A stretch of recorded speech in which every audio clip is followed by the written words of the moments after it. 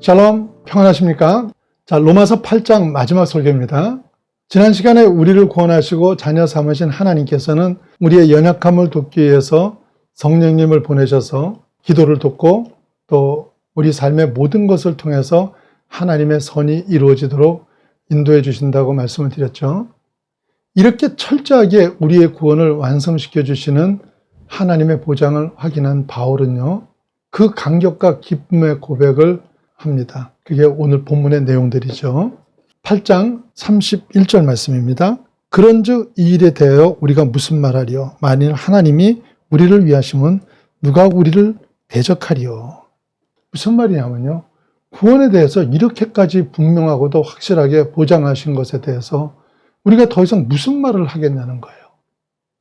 그리고는 하나님이 이렇게까지 우리를 위하신다는 말을, 하나님이 이렇게까지 내 편이 되어주시면 누가 우리를 대적하려 이랬어요. 이건 싸운다는 말이 아니라 원어 뜻은 아래를 향한다 이런 뜻입니다. 그러니까 하나님이 이렇게까지 내 편이 되어주시면 누가 나를 좌절하게 하겠냐는 거예요. 누가 나를 좌절하거나 실패하게 하겠냐는 거예요. 예수를 믿고 이런 믿음이 생기면요, 사실 막을 자가 없게 됩니다. 종교개혁을 일으켰던 마틴 루터의 가장 절친한 친구로 멜라니톤이라는 분이 있습니다. 그는 루터보다 15살이나 아래인데 아주 가까운 친구고 동역자로 지냈는데, 얼마나 두 분이 친했는지 두 사람은 죽은 다음에도 같이 묻어달라고 유언을 했고요. 지금 독일의 비텐베르크 교회 안에 같이 이렇게 나란히 묻혀 있습니다. 이 두 분은 서로의 부족한 점을 도우면서 종교 개혁을 위해서 애를 썼는데, 아무래도 행동가인 루터가 많은 일을 했죠. 일을 하다가 보니까 좌절할 일이 많은 거예요. 때로 좌절하고 모든 것을 포기하려고 할 때마다 멜라니톤은요, 오늘 본문인 이 8장 31절요. 그런즉 이 일에 대하여 우리가 무슨 말을 하리요? 만일 하나님이 우리를 위하시면 누가 우리를 대적하리요? 이 말씀으로 격려 편지를 보냈고요. 루터도 이 말씀을 붙들고 하나님이 내 편이신데 내가 왜 낭망을 하고 두려워하느냐면서 다시 일어서서 결국에는 사실 전혀 불가능해 보였을 겁니다. 전혀 불가능해 보였던 종교개혁을 이뤘던 겁니다. 루터만이 아니라 우리도 하나님이 내 편이 되어주시면은 어떤 경우에도 두려워하거나 실망하지 않을 수 있을 겁니다. 그런데 문제는요, 하나님이 과연 내 편이신 게 분명하냐는 거죠. 내 사는 모습을 볼 때 하나님이 과연 내 편을 들어주시겠냐는 의심이 자꾸 생기는 겁니다. 여러분, 하나님이 언제 내 편이 되어주시는 겁니까? 말씀에 순종하고 착한 일을 할 때입니까? 죄를 짓거나 불순종할 때는 어떻게 하십니까? 이 대답은 다윗이 가장 잘 압니다. 시편 3편은 다윗이 그 아들 압살롬의 반역으로 인해서 사방이 적으로 둘러싸여 있을 때 지은 시입니다. 시편 3편 1절 말씀입니다. 여호와여, 나의 대적이 어찌 그리 많은지요? 일어나 나를 치는 자가 많으니이다. 사람에게 가장 고통스러운 일이, 사람이 당하는 가장 아픔이 배신이라 그랬죠. 다윗은 자신이 낳은 아들이 배신했어요. 그리고 백성이 배신을 하고요. 그를 믿고 따르던 충신들이 배신을 한 겁니다. 철저하게 아군인 줄 알았던 사람들이 적군이 된 거예요. 그래서 다윗은 더 실망하고 고통스러웠던 것인데요. 근데 사람이 아무리 고통 가운데 있어도요, 자신이 옳다라는 확신이 있으면 그래도 희망이 있고 바라볼 것이 있는 겁니다. 하지만 다윗은요, 남보다도 그 자신이 더 잘하는 죄 가운데 있었습니다. 그래서 많은 사람들이 자신을 조롱하고 하나님의 도움을 얻지 못할 것이라고 비웃는 소리가 너무나도 아프게 들렸던 것입니다. 그래서 3절 2절 말씀이죠. 많은 사람이 나를 대적하여 말하기를 그는 하나님께 구원을 받지 못한다 하나이다. 이런 형편입니다. 그런데 3절의 다윗의 고백을 보십시오. 2절에 이어서 바로 3절에 여호와여, 주는 나의 방패시오 나의 영광이시오 나의 머리를 드시는 자이십니다. 이럽니다. 무슨 말이에요? 그래도 하나님은 내 편이시라는 거예요. 사방이 나를 에워싸고 공격하고, 그리고 내가 잘한 것이 하나도 없지만 그래도 하나님은 내 편이시라는 거예요. 다윗은 왜 이렇게 생각을 하는 것입니까? 그는 아버지 되신 하나님의 마음을 알기 때문입니다. 부모의 마음을 잠시 생각해 보십시오. 부모는 자식이 어떤 죄를 졌더라도요, 그 죄값은 받게 할지언정 편은 자식의 편입니다. 하나님 아버지는 내가 잘하든 못하든 내 편이십니다. 그런데 얼마만큼 내 편이세요? 나의 죄 때문에 독생자 예수를 내놓으실 만큼 내 편이십니다. 여러분요, 내가 잘했다면요, 예수님을 십자가에 매달릴 일이 없지 않습니까? 그렇잖아요. 내가 잘못했으니까 예수님이 십자가에 달리신 거 아니에요. 그런데 다윗은요, 이런 하나님을 일찍이 알았던 거예요. 그래서 다윗이 하나님 마음에 합한 자인 것입니다.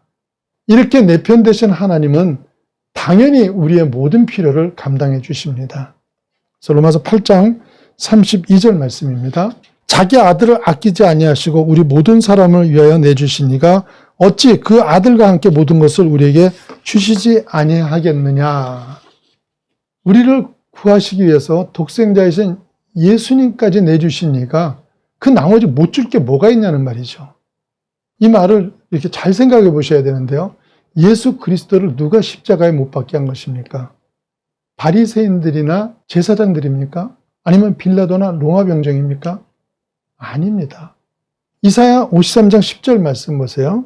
여호와께서 그에게 상함을 받게 하시기를 원하사 질고를 당하게 하셨은즉 이랬습니다. 누가 하셨다고요? 하나님께서 원하셔서 하셨다는 거예요.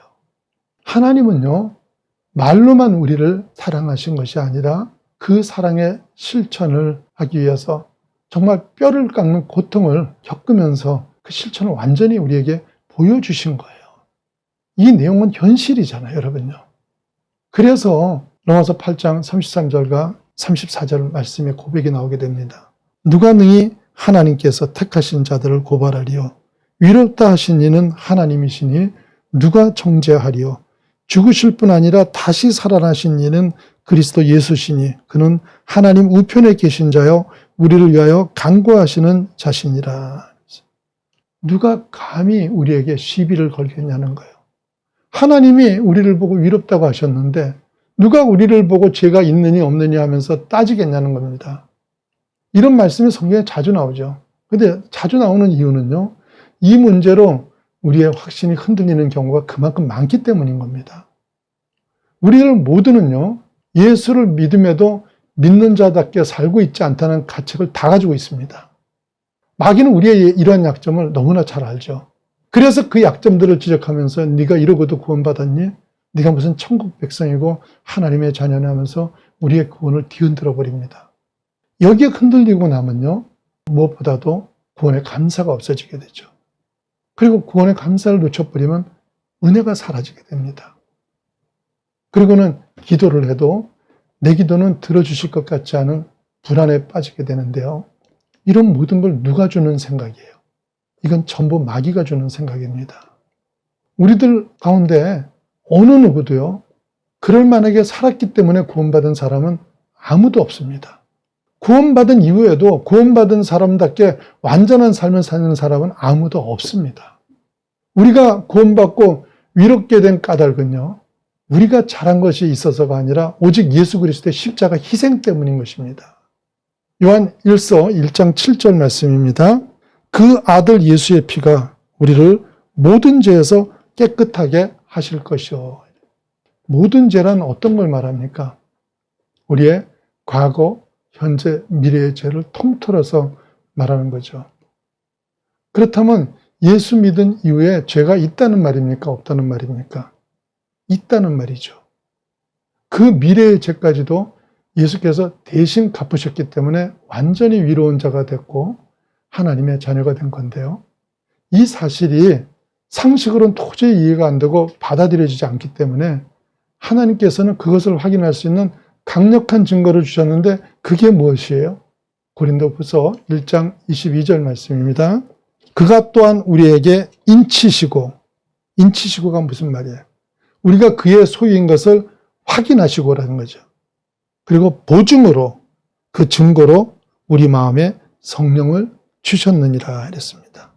우리 마음 가운데 보증으로 성령님을 보내셨다는 거예요. 그래서 여러분 안에 성령님이 계신 것을 믿으십니까?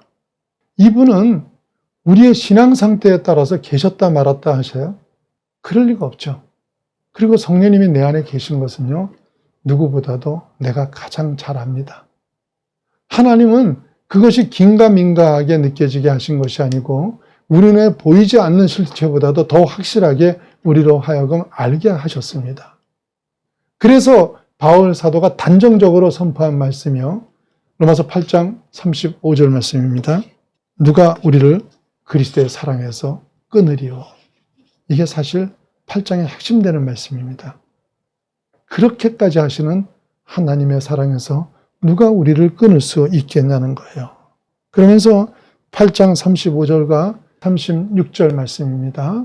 환난이나 공고나 박해나 기근이나 적신이나 위험이나 칼이라 기록된 바 우리가 종일 주를 위하여 죽음을 당하게 되며 도살당할 양같이 여김을 받았나이다 한가 같으니라 그랬습니다.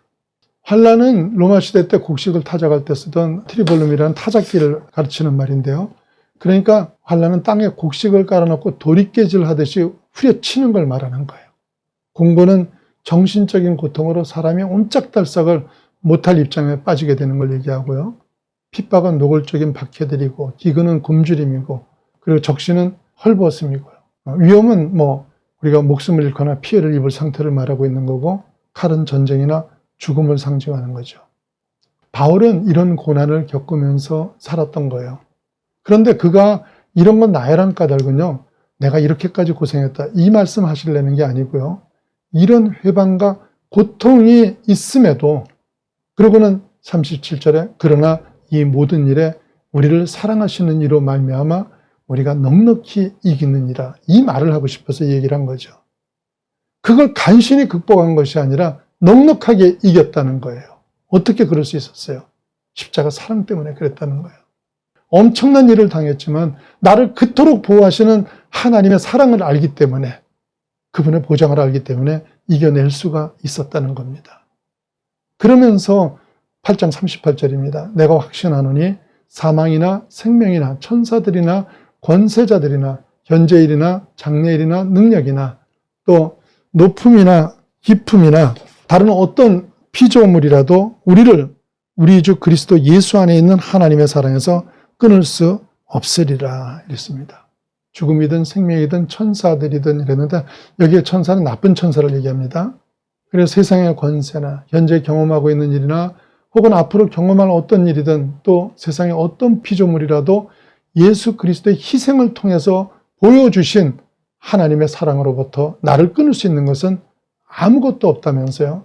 이 사랑에 확신이 있었던 사도 바울은 더 이상 염려도 없고 낙심도 두려움도 좌절도 없는 사람이 됐던 것입니다.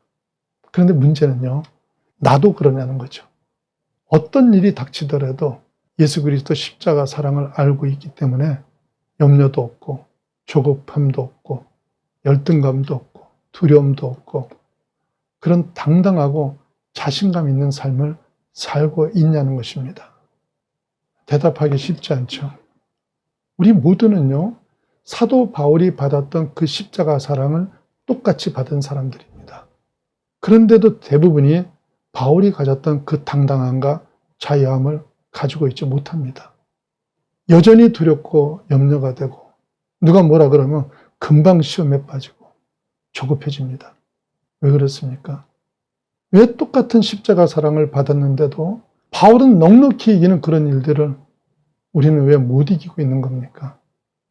아직도 신앙이 무엇인지를 착각하고 있기 때문에 그렇습니다.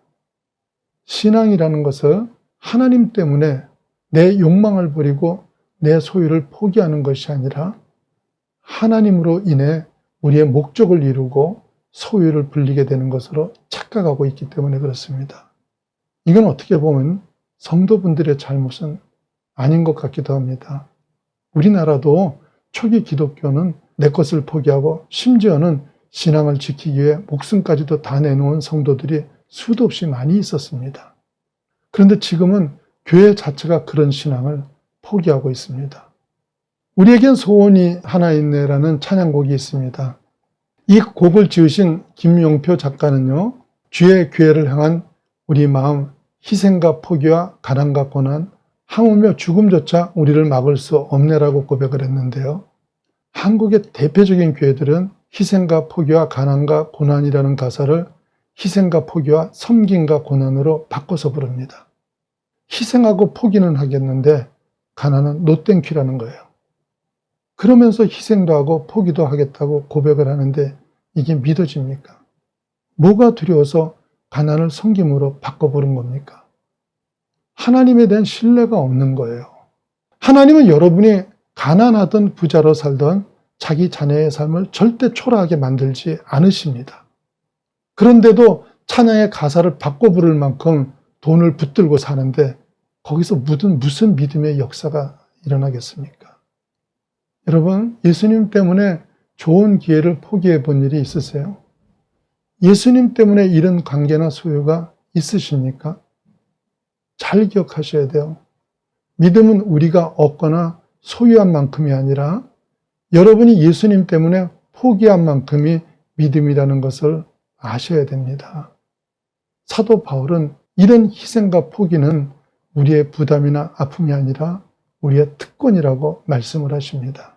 빌립보서 1장 29절 말씀입니다. 제가 표준세 번역으로 읽겠습니다. 여러분이 그리스도를 믿을 뿐만 아니라 그를 위하여 고난도 받는 것은 그리스도를 위하여 여러분이 받은 특권입니다. 왜 특권이에요?